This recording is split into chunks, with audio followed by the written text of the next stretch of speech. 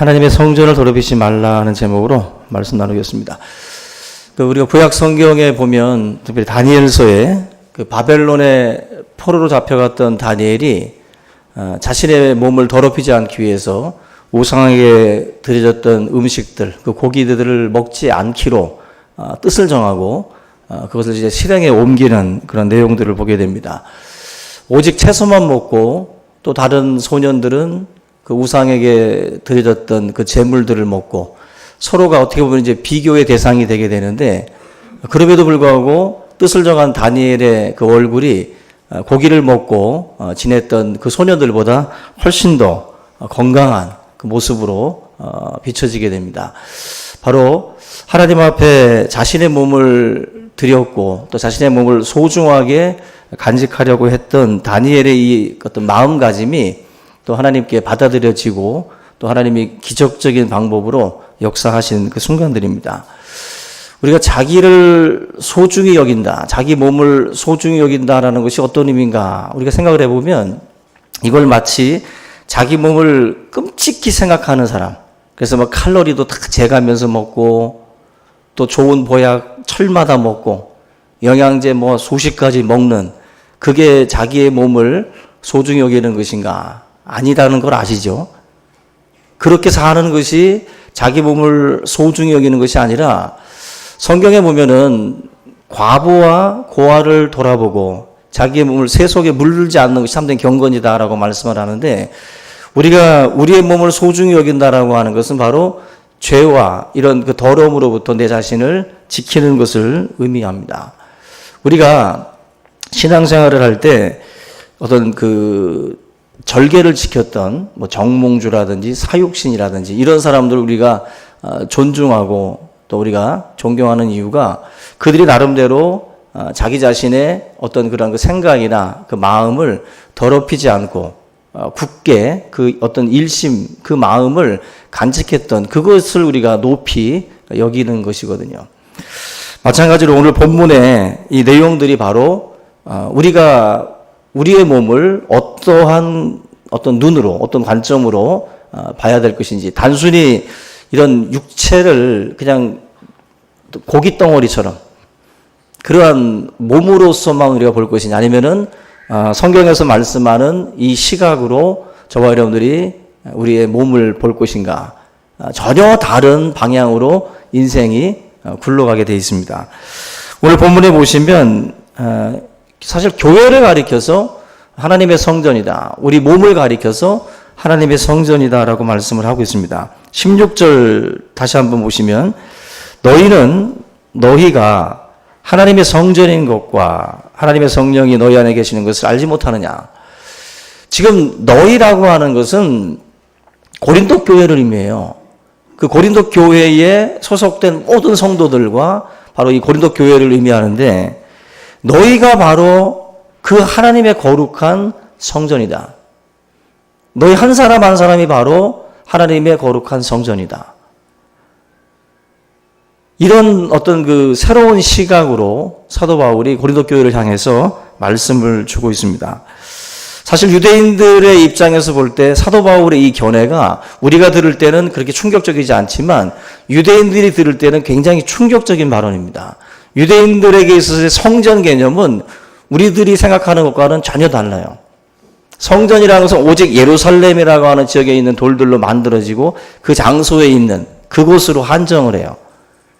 이들에게서 예루살렘 이 성전은 함부로 다룰 수 있는 것도 아니고 또 함부로 들어갈 수 있는 것도 아닙니다. 특별히 성전 안에 있는 그 성소라고 하는 것은, 지성소라고 하는 곳은 함부로 들어갈 수도 없고 대제사장조차도 1년에 한 번 들어갈 수 있는 그러한 자격이 주어져요. 일반인들은 생각할 수도 없는 거룩한 장소입니다. 그런데 이런 하나님의 거룩한 이 성전, 사실 이스라엘 백성들뿐만 아니라 이방인들에게 있어서도 다 정해져 있는 한계선이 있어요. 어디까지 이방인들의 구역이 있고 또 여자들 구역이 있고 또 남자들의 구역이 있습니다. 이 성전이라고 하는 것 자체가 어떤 하나의 그런 그 선들이 다 주어져 있어요. 그만큼 하나님의 성전으로 나아가는 그 길이 정말 어려운 길입니다. 특별히 하나님의 그 법궤가 놓여져 있었던 지성소 앞으로 걸어 들어간다라고 하는 것은 너무나도 먼 길이에요. 이방인들에게서는 가까이 할 수 없는 곳입니다. 그런데 지금 사도 바울이 그 거룩한 성전을 사람에다 지금 말씀을 하고 있어요. 그리고 지금 고린도 교회라고 하는 정말 우리가 보면 지저분한 교회인데 그 교회를 향해서 너희가 바로 하나님의 성전이다. 하나님의 성전이다. 지금 예루살렘 그 성전터 위로는 비행기가 뜰 수가 없잖아요. 왜냐하면 지성소라고 하는 그 터가 어디에 있었는지를 아직 정확하게 모른다는 거예요. 그래서 혹시라도 지성소 위로 비행기가 지나갈까봐 아예 비행기 자체를 그 위로 못 지나가게 만들어 놨습니다. 그만큼 그들이 하나님의 성전, 하나님의 지성소가 있는 이 장소를 얼마나 두렵고 떨리는 마음으로 그들이 생각하고 바라봤는지를 보여주는 대목이에요. 근데 사도 바울이 지금 그 거룩한 곳, 그 이방인들은 근처도 갈 수 없는 정말 그러한 그 성전을 바로 그들에게 비유를 하고 있습니다. 지구상에 있는 모든 회교 사원들은 문을 낼 때 다 하나님의 성전이 있는 예루살렘을 향해서 문을 내요. 그만큼 이 모든 회교도들조차도 성지로 그 예루살렘이 돼 있죠. 그들에게 있어서 3대 성지 중에 하나입니다. 만약에 회교 사원이 지금 이 황금돔 사원이라고 예루살렘 터 위에 이슬람 그 사원이 있는데 그 사원을 만약에 이스라엘 백성들이 내쫓고 그 땅을 그들이 만약에 차지하고 예루살렘 성전을 다시 재건한다고 하면은 3차 세계대전이 일어납니다. 이슬람 세력과 어마어마한 전쟁이 일어날 거예요. 지금 그 예루살렘이라고 하는 이 땅 위에 세워져 있는 이 성전, 그 터는 그래서 어떻게 보면 세계적으로 굉장히 중요한 지역이에요.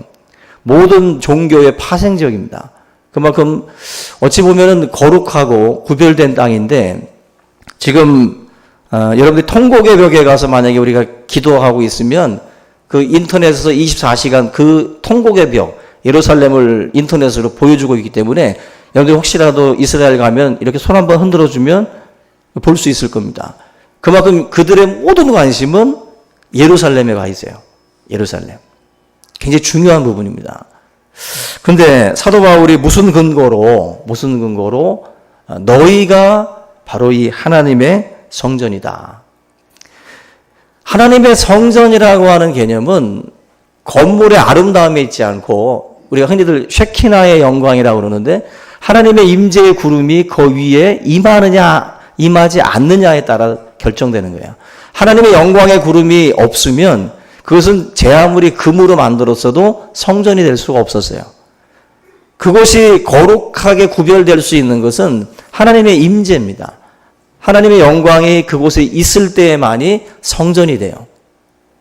결국 사도 바울이 너희가 하나님의 성전이라고 말씀하는 것은 우리가 예수 그리스도를 믿을 때 우리 안에 성령이 내주하시거든요.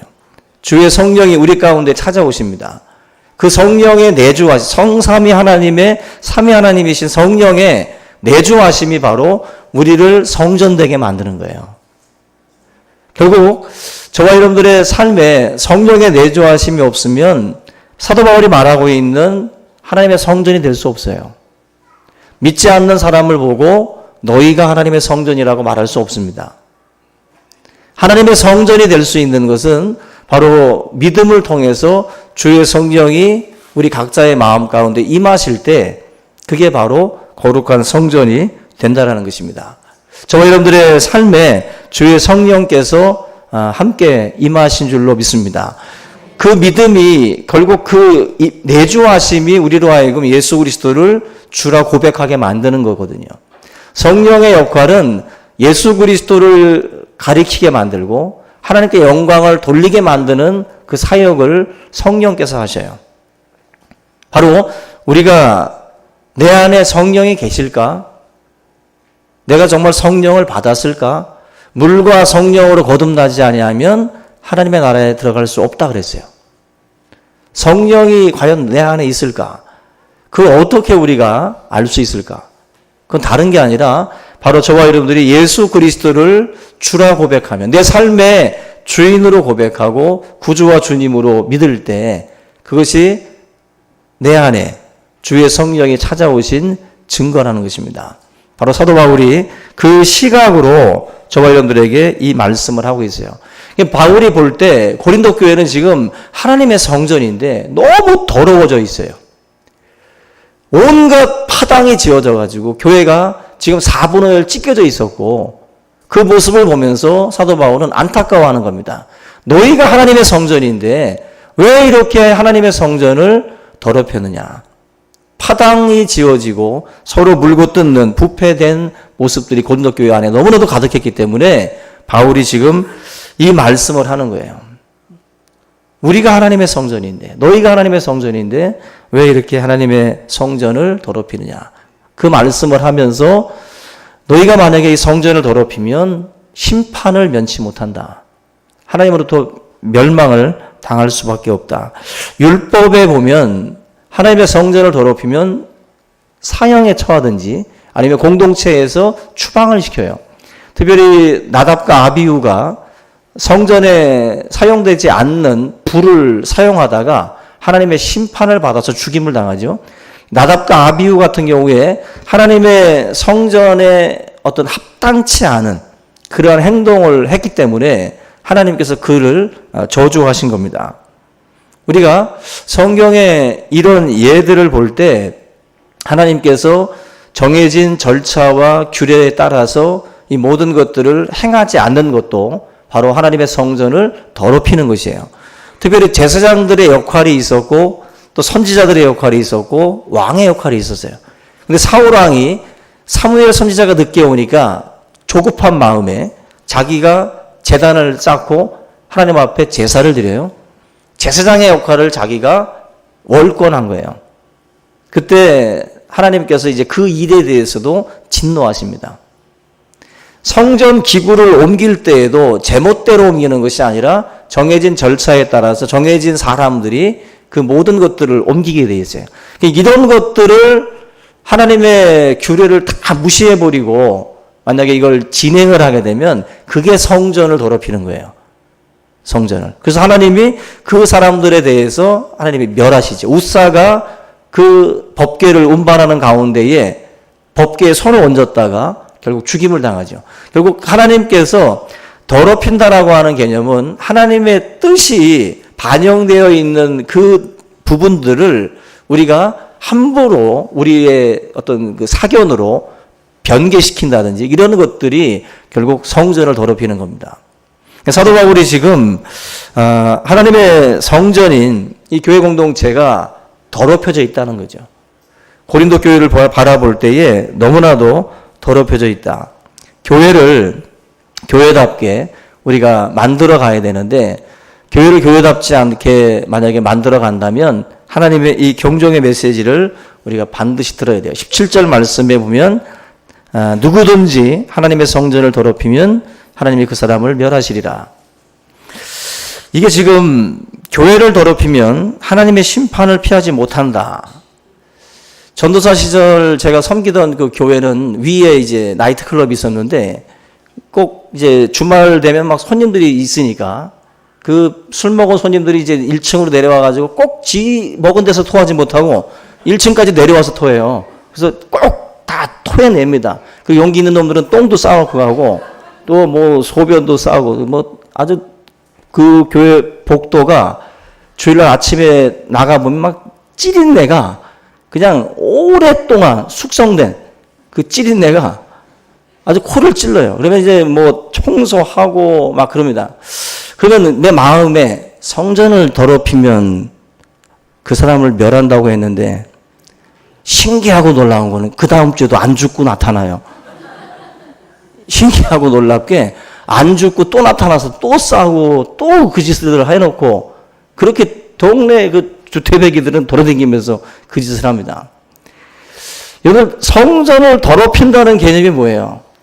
오줌 싸고 똥 싸고 막 그런 게 더럽히는 건가요? 근데 하나님은 그런 사람들은 그래도 좀 귀엽게 봐주는 것 같아. 그냥 내비둬. 근데 제가 초창기 때 그 개척을 했을 때 우리 교회를 그 옆집에 살던 무당이 있었어요. 옆집에. 근데 그 무당이 얼마나 교회를 핍박을 하는지 없는 교회가 핍박당하면 더 슬퍼요. 예? 무당이 시끄럽다고 문 닫아라 막 별의별 여러분 성경학교 때도 그렇고 그렇게 난리를 쳐요. 아 근데 하나님이 그 사람을 다루시는데 갑자기 죽더라고. 갑자기 죽더라고. 그래서 저는 이 말씀을 볼 때 하나님의 이게 반드시 그런 건 아니에요. 반드시 그런 건 아닙니다. 제가 말씀을 드리는데 교회를 더럽힌다고 하나님이 반드시 죽이잖아요. 왜냐하면 선악과의 열매에서도 보면은 네가 먹는 날에 정령 죽으리라고 했는데 죽지 않고 아담과 하와가 바로 죽지 않지요. 결국 하나님과의 분리고 하나님과의 유기예요. 완전히. 어찌 보면 하나님께서 이 땅에서 수많은 교회가 지금 더럽혀지고 있지만 그 더럽히는 그 사람들을 직접적으로 다루시기도 하겠지만 하나님이 이들의 삶 가운데에 하나님의 유기가 일어납니다. 여러분 교회를 더럽히는 사람에게 있어서의 특징은 뭔지 아세요? 은혜 못 받습니다. 은혜 못 받아요. 은혜라고 하는 것을 예배의 자리에서 우리가 받아야 되고 우리가 예배를 통해서 하나님의 충만한 은혜 가운데 들어가야 되는데 교회를 더럽히는 사람들은 대부분 은혜 못 받아요. 교만해요. 그래서 교회는 앉아 있는데 그게 저주예요. 그게 저주고 그게 멸하는 거예요. 무당 죽어나가듯이 죽어만 나가면 얼마나 좋겠어. 근데 그렇게 안 다뤄. 하나님께서 그들 양심에 화인을 맞게 만들어요. 굳은 살이 베겨져서 전혀 반응할 수 없는 마음이 돼요. 근데 교회 안에서 성전을 더럽히고 파당을 짓고 물고 뜯고 서로 이렇게 뒹구는 사람들 만나보세요. 전혀 은혜가 없습니다. 직분들은 다 높아. 그런데 은혜가 없어요. 은혜가 없어요. 그게 저주예요. 그게 저주입니다. 여러분들 하나님의 성전을 더럽히면 다른 게 아니에요. 우리 스스로가 은혜 없이 살게 돼요. 은혜 없이. 그래서 하나님, 이 사도 바울이 지금 말씀하고 있는 이 교회, 하나님의 성전을 더럽히면 그 사람을 멸한다. 이 말씀을 우리가 날마다 되새겨야 돼요. 그래서 하나님의 성전을 더럽히는 일에 참여하지 말고 내 스스로가 차라리 자갈을 물고 내가 차라리 희생하고 내가 하나님 앞에 정말 섬김의 자리로 들어가야지 그러지 않고 더럽히는 그 일에 같이 진흙탕 싸움을 해서는 안 되는 거예요. 얼마나 많은 교회 안에서 성전을 더럽히고 있는 소식들이 들려오는지 몰라요. 이 이야기를 들을 때마다 너무나도 가슴이 아픕니다. 차라리 똥을 싸지. 차라리 소변을 놓지 교회다.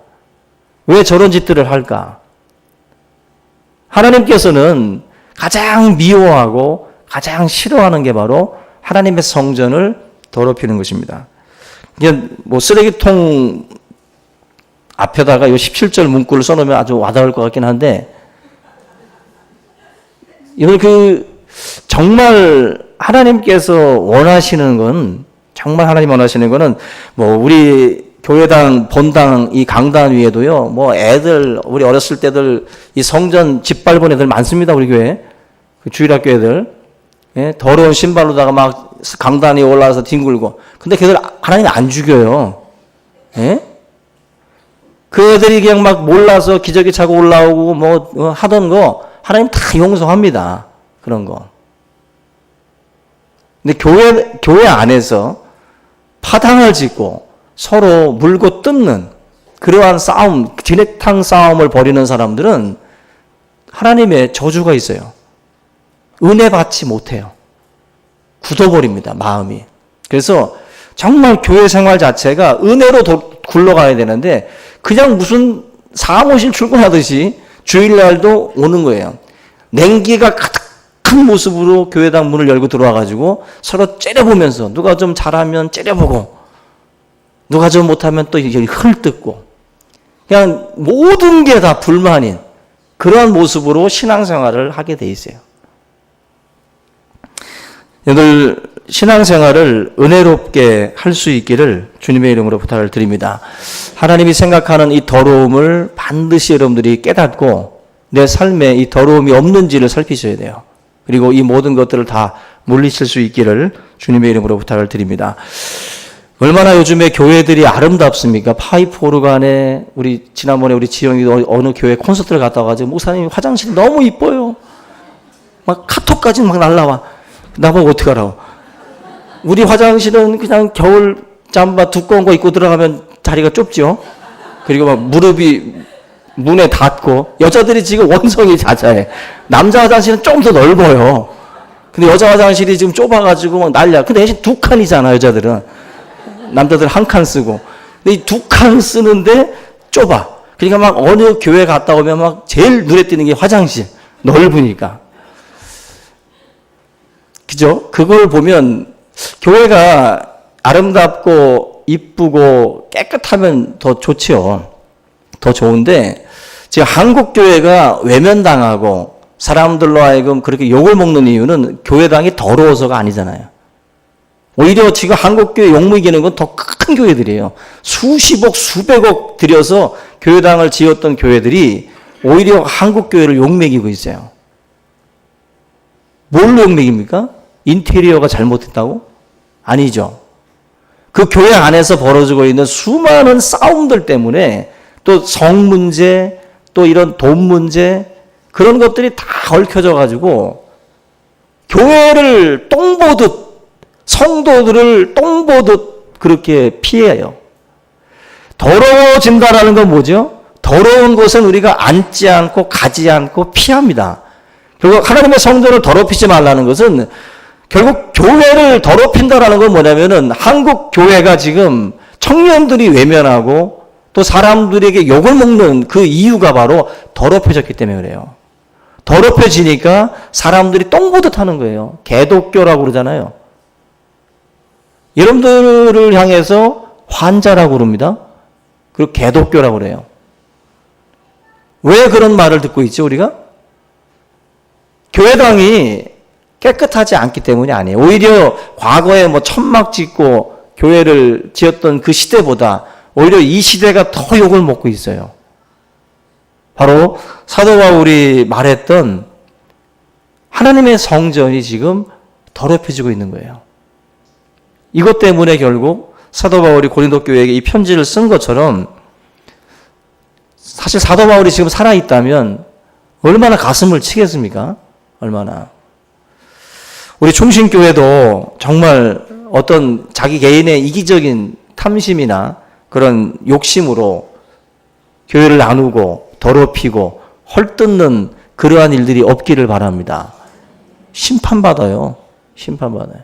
하나님 앞에서 항상 주의 제단에 엎드려서 내가 하나의 미랄이 되자라는 마음으로 우리가 내려가셔야지 자꾸 자존심 싸움 벌려가면서 서로 이기려고 하다 보면 결국 교회가 더럽혀지는 거예요. 교회가 차라리 내가 욕먹고 차라리 내가 손해본다라는 마음가짐을 가져야 우리 교회를 지킬 수 있는 것이지 그러지 않으면 교회, 우리 충신교회도 더럽혀질 수밖에 없다라는 것입니다.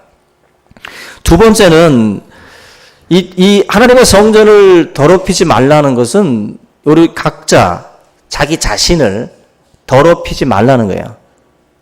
여러분들의 몸, 우리 한 사람 한 사람이 바로 하나님의 성전이에요. 주의 영이 거하시는 거룩한 전이에요. 그래서 여러분들의 몸을 함부로 뒹굴려서는 안 돼요. 주의 영이 내 안에 있다라고 하는 개념을 가지셔야 돼요. 그래서 내 소중한 이 몸을 하나님 앞에 아름답게 드리려고 우리가 우리의 몸을 또한 가꾸고 그렇게 해야 됩니다. 우리가 계속해서 자기의 몸에 죄를 짓고 계속해서 불의한 생활들을 계속하게 되면 결국 이 말씀대로 그 인생에 있어서도 하나님의 심판이 찾아올 수밖에 없는 것입니다. 오늘날 이 성적인 어떤 그 문화 또 이런 성적인 문제들이 지금 교회 안에 굉장히 많이 들어와 있습니다. 이런 말씀을 해요. 문명의 부패는 잘못된 이 도덕성, 이런 그 성도덕의 어떤 미화에 있다라는 말이 있어요. 성적인 이 부분을 너무 미화시키는 것이 바로 우리의 부패를 가지고 온다라고 말씀을 해요. 근데 요즘 시대가 보면 굉장히 이런 부분들을 미화시키고 포장을 그럴듯하게 하는 시대입니다.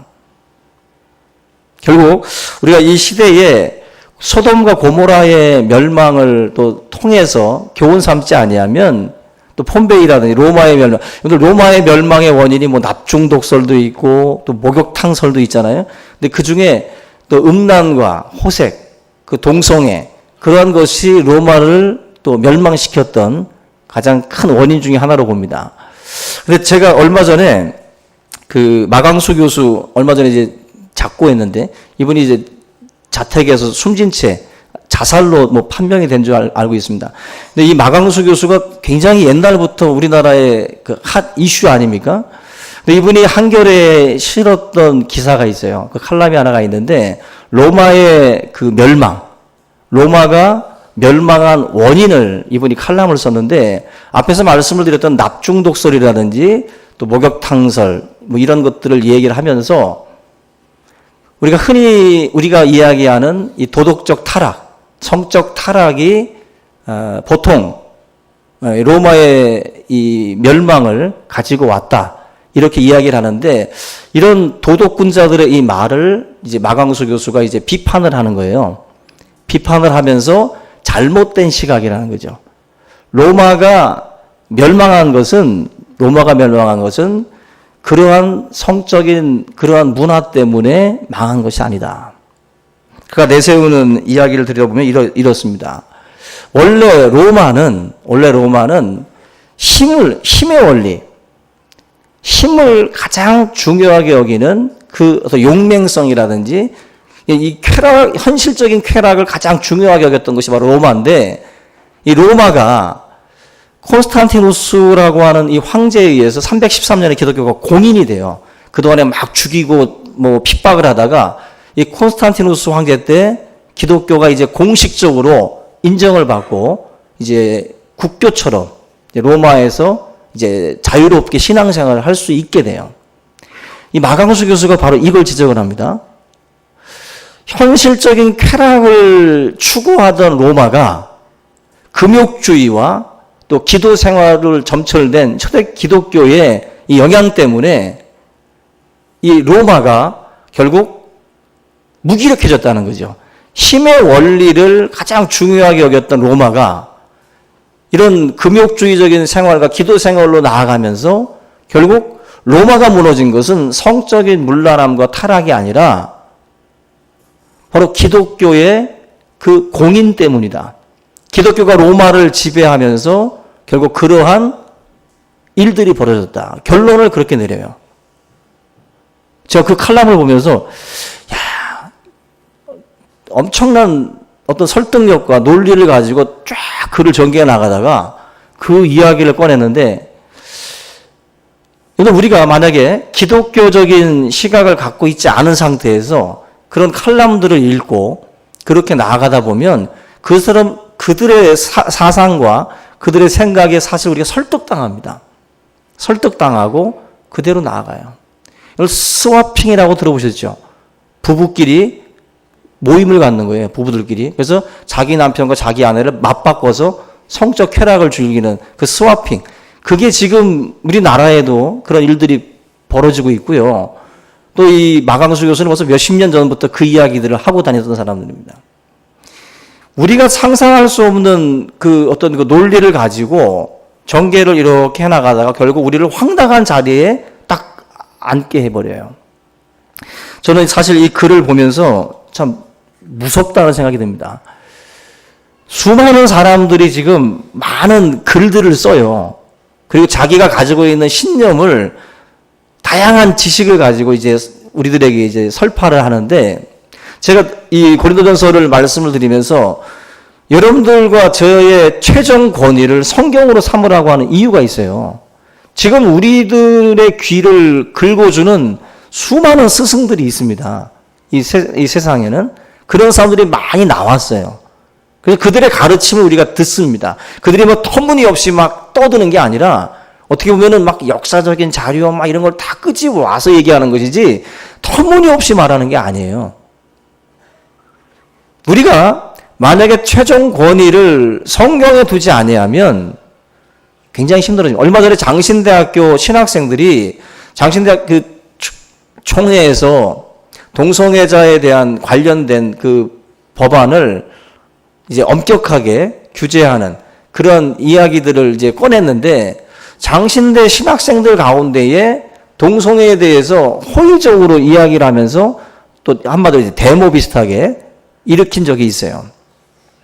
그거에 대해서 이제 또 총회에서 이 문제들을 다루면서 엄격하게 신학교서부터 그 동성애에 대해서 정확하게 자기의 그 어떤 그 고백을 받아들이고 그리고 거기서부터 차단하지 않으면 10년, 20년 뒤에 그 사람들이 만약에 신학교에 들어와서 신학 수업을 받고 목사 안수를 받고 만약에 교회로 나아간다면 교회에서 어떤 내용들을 설파할 것이냐.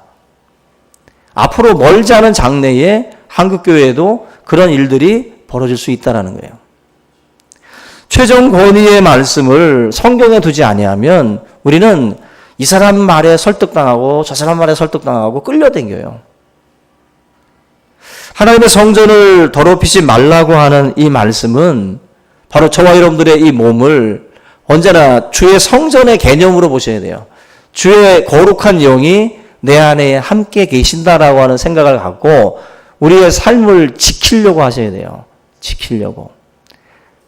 우리의 이 성전이, 이 전이 더럽혀지지 않도록 하나님의 심판에 멸망당하지 않도록 우리가 각별히 우리 자신을 거룩한 말씀과 기도로 지켜나갈 수 있기를 주님의 이름으로 부탁을 드립니다.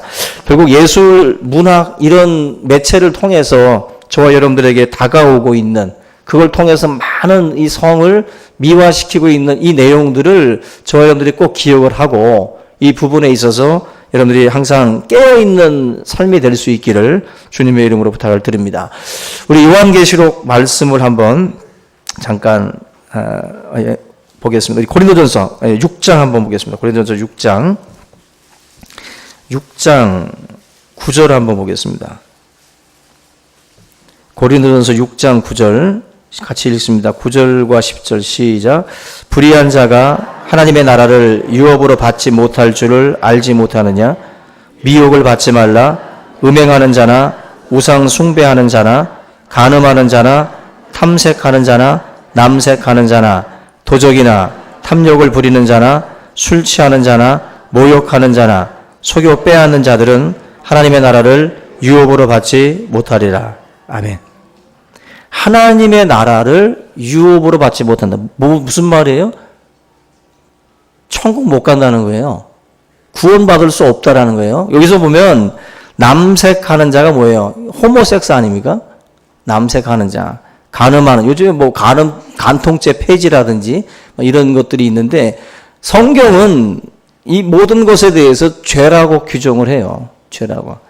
삶의 최종 권위를 거기에 두셔야 됩니다. 레위기 20장 10절 보면 누구든지 남의 아내와 간음하는 자, 곧 그 이웃의 아내와 간음하는 자는 그 간부와 음부를 반드시 죽일지니라. 레위기의 구약의 율법은 더 엄격합니다. 구약에서는 죽이라고 그랬어요. 공동체 안에서 그러한 죄악을 저지르는 사람들에 대해서 죽이라. 성경은 우리의 간음하다가 현장에서 붙잡힌 여인에 대해서 예수님이 죄에 있는 자가 이 여인을 향해서 돌로 치라고 말씀을 했어요. 다시 말하면 간음한 이 여인에 대해서 하나님께서 죄사함의 용서를 하시면서 다시는 이와 같은 일을 행하지 말라고 말씀을 합니다. 분명한 것은 이러한 행위를 행한 자들이 하나님 앞에 나와서 회개하면 하나님은 용서하십니다. 그리고 구원하십니다. 그러나 그 죄를 계속해서 탐닉하고 그 안에 계속 있는 자들은 교회 안에 있다고 해서 구원받는 게 아니에요. 절대로. 그 자리에서 회개해야 됩니다. 반드시. 그래서 이 고린도전서 6장 9절과 10절의 말씀을 우리가 분명히 기억하셔야 돼요. 세상에 어떠한 누가 어떤 말로 미화시키고 떠들어도 여러분들이 설득당해서는 안 됩니다. 반드시 이 가정을 지키고 또 여러분들의 삶에 이 어떤 마음과 또 생각을 지킴으로 해서 우리가 주님의 나라를 유업으로 받는 우리 모든 성도가 될 수 있기를 주님의 이름으로 축원합니다. 우리 다 같이 오늘 이 시간 이 말씀을 함께 붙들고 우리 교회의 거룩함과 내 삶의 거룩함을 놓고 함께 기도하겠습니다. 살아계신